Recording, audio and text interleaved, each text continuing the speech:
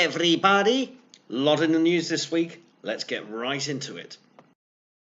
The biggest thing that happened this week politically were the UK local elections. Now, not all local councils were up for election because they staggered out, but a large chunk were. And it was very bad for both the Conservatives and the Labour Party. This was blamed pretty much on Brexit, people very frustrated with Brexit, and it was dubbed the Brexit backlash. Now, I think a lot of things have arisen from this. I think some of them are good points that we should learn going forward, but I think there's a lot of disinformation, a lot of dishonesty about how this is being reported and what people are claiming. Now, it happens to be true that there is backlash over Brexit, but it took different forms. Now, if people were pro-Remain, FBPE types, pro-EU, they were mobilised to go out and vote. So they were very motivated and organised. They got out their vote.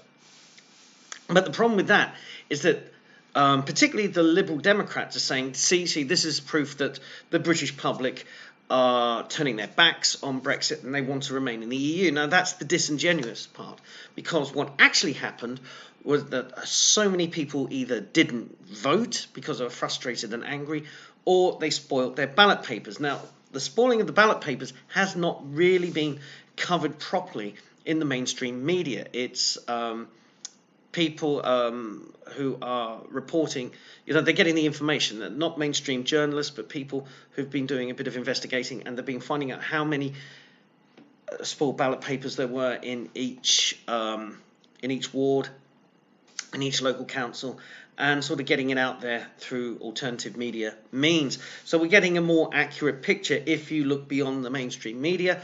But common sense would tell you that so many Leave voters were so frustrated that they decided that spoiling their ballot papers or boycotting voting in general was a way to send a message to Westminster, particularly to the Conservative government, but also to Labour, that they're not happy with the situation. Now, I think this is a tactical mistake, and I've been on Twitter to say why I think it's a mistake, but if you're not following me on Twitter or you haven't seen what I've read, I'll explain why. Now, you have to pick and choose your battlefields. I know I love using military metaphors, but I think in terms of politics, often military metaphors are very apt. So if we have a look at the political landscape over Brexit as a battlefield, and you've got to find out where your strong points are, where your weak points are. Now, what I think happened was that this protest vote by Leave voters, I think is the right battle, but it was fought on the wrong battlefield at the wrong time. This is the local elections. Now, I speak as someone who has a lot of connections with local councillors, local government. So my mother-in-law is a local councillor. My mother-in-law, No, seriously, my mother-in-law is a local councillor. And through her, I've met friends of the family who are also local councillors. And I've got to tell you, seeing what they do up close, being party to a lot of the decision-making that they do at a local level, these people are very decent. They're very honest, hard-working people. They really are focused on the local community and doing a really good job. And for them, they have no say over Brexit. They have very little influence over the Westminster Parliamentary Party and to the party leadership as a whole. And I think you'll find this mirrored on the Labour side as well. You have a lot of very good local councillors, and they're paying the price because of what the higher-ups, the parliamentary parties, are doing. And I think this is the wrong battlefield, because what has happened is that, and I'll explain in my local council, which is in Surrey. I live in the borough of Surrey Heath. I know I dox myself all the time on this, but I don't care. I've got nothing to lose.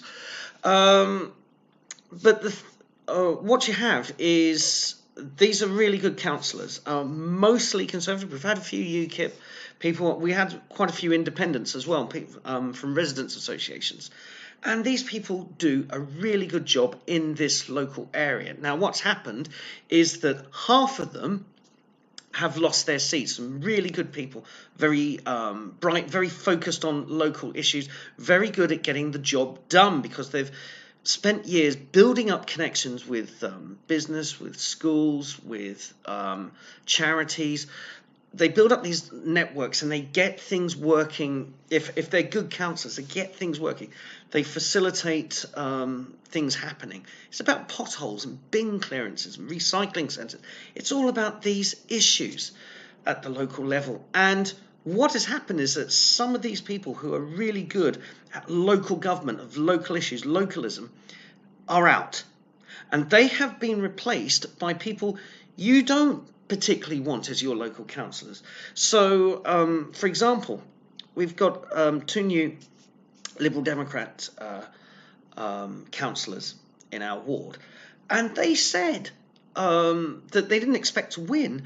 They were just like paper candidates. They were just there to make up the numbers, and now they're local councillors and they have no idea what to do. And we've got a few Greens now in the council, and they've come in right from day one and saying, right, okay, we're not going to build these roads, we're not going to build these new houses.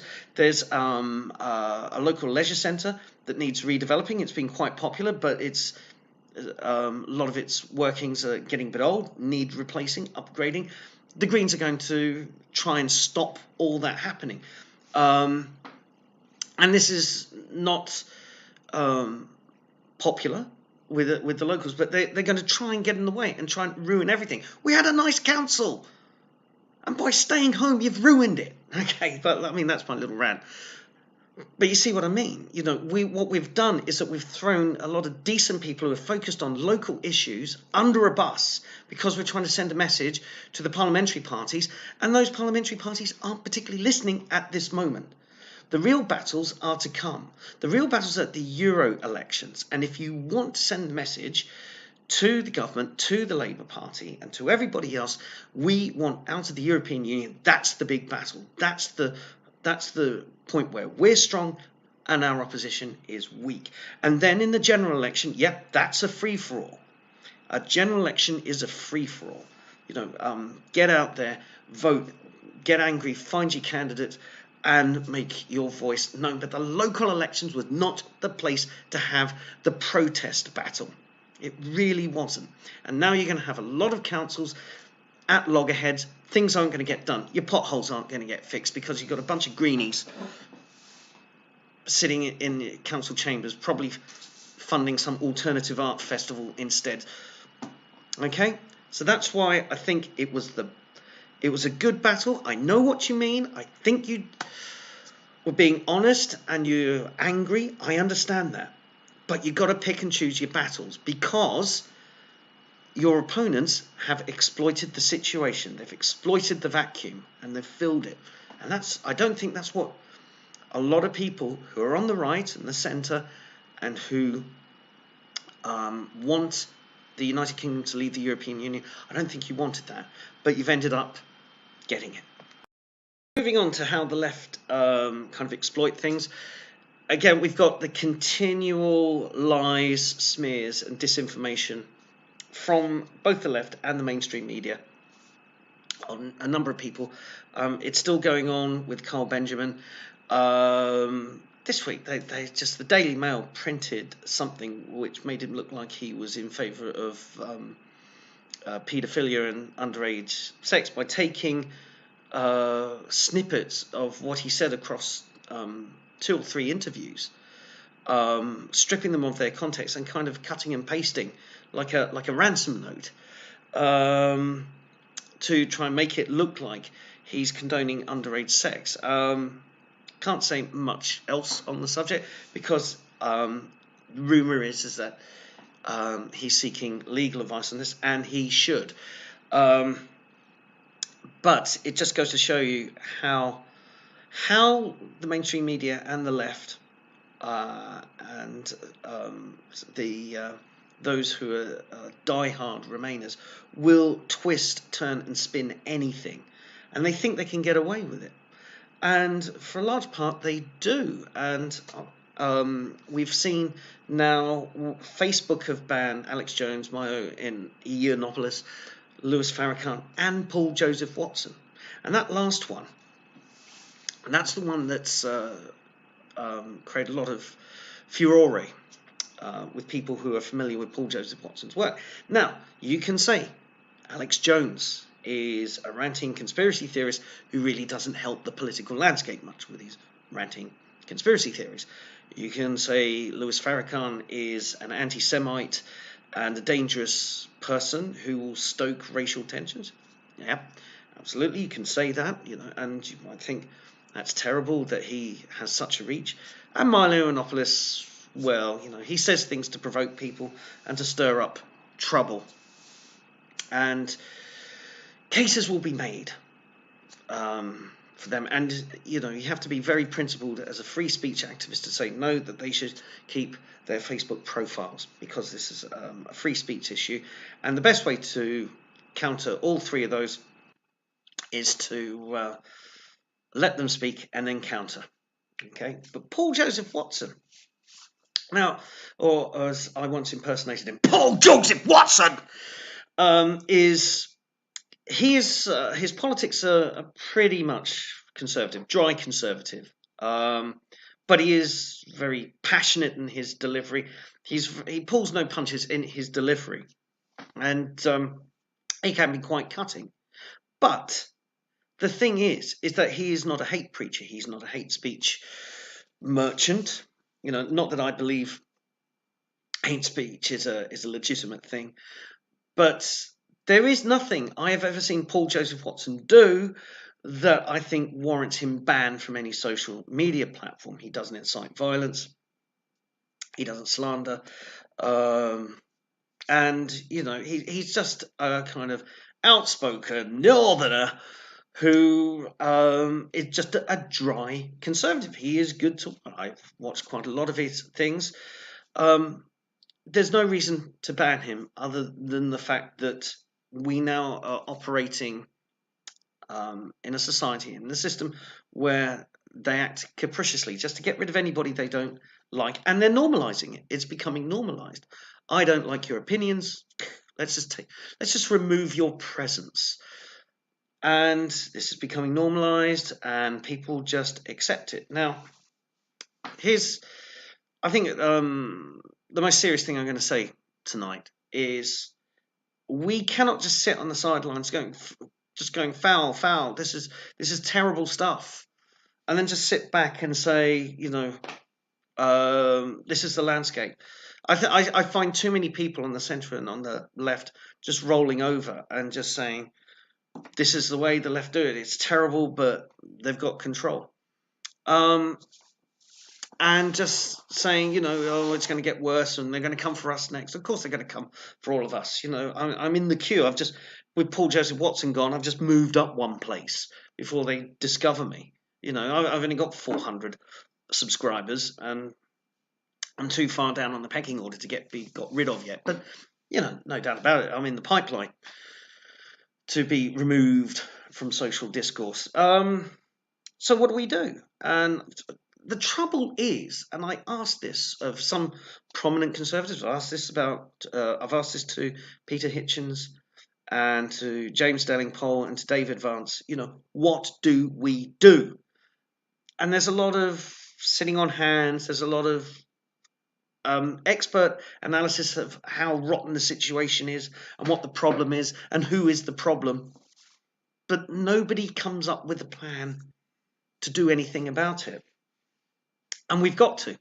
If you're on the centre or on the mainstream right, we've got to seriously come up with ways to counter this, because it's becoming normalised. Banning people because they have strident opinions is becoming normalised. And the public are being taught to accept it. And those of us who are red-pilled enough to observe this thing going on and complain about it, we just complain about it. We don't do anything about it. Okay, so the left got their claws into MasterCard, right? Hope Not Hate and the odious Tim Squirrel got their claws into MasterCard, got their claws into PayPal, okay? And they have got the ear of them. Why haven't we got the ear? Why aren't we in the other ear saying, don't do this? It's not your job. You're a business, right? If these people aren't committing an actual crime, you can't do this. Where are we in corporations' ears? Where are we when we are imploring on the social media companies and imploring the government to just stop doing this and to let it be a free speech ground? All of this, the Western society, where we have free speech, even if it is unpleasant, even if it is obnoxious, if it is not committing a crime, if that, and the crimes are libel. Okay, well, the mainstream media have already done that on a number of people. They've been guilty of libel. And second of all, incitement to commit violence. Other than that, everything is fair game. And we're not there. We're not at the top table being a nuisance. And we've got to be. If you have any influence anywhere, if I've said this before in another video, if you have a contact in any political party, right? You've made a contact, you've got a connection somewhere. Use it. Right? There's no good saying, oh well, the Conservatives, they're all cut, they're all leftists. Forget that. Forget that. If they're doing this because the only people speaking to the mainstream Conservative Party or the Republican Party or whoever it is in your country, the only reason they are going to the left is because the left are in their ears and we're not. Okay, make a fuss. If you are a member of the Conservative Party or the Labour Party, or even if you're a Liberal Democrat and you've come to this channel and you believe that there are certain freedoms and rights, and that is the right to have an opinion and express it, get in the ear, be a pest. Everybody, get off your butts, stop being on Twitter complaining all the time. Right, for my part, I've done things. I've raised this issue at a number of Conservative Party meetings, and I've spoken to MPs about it, and I've actually got just even one MP, and it was Suella Braverman, and I spoke to her about this, and she listened and understood, and I see her on Twitter speaking up for free speech. I'm not saying I changed her opinion, but I'm a voice. I've added my voice to a choir. Okay, that's what we've got to think of it as. And I know a lot of you guys on the right, you don't like collectivizing, you don't like being corporatist, you think anything that gets us all together and acting in one way is leftist. Forget that. It's a choir, right? We're not bloody Marxists. We are a team, an alliance, a choir. And add your voice. Get up there. Get off your butt. Do something, right? Other than violence. I have to add that last part in just to cover me legally. But you see what I mean? Get out there. If you want to write a letter, write an email. Pester. Right, keep the issue alive. Okay? Got to do this. Because they'll take away everything. They've set the precedent. The left have got control. Okay, they've got control of the social discourse. They've got control of social media. They've got the ear of corporations and governments. Okay? I'm sick and tired of you. No, stop complaining. Stop getting on Twitter and moaning about it all. I want to see action. Okay?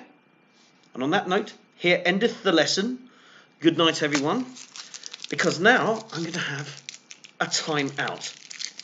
And get out of the bloody packaging. Bloody Marxist packaging.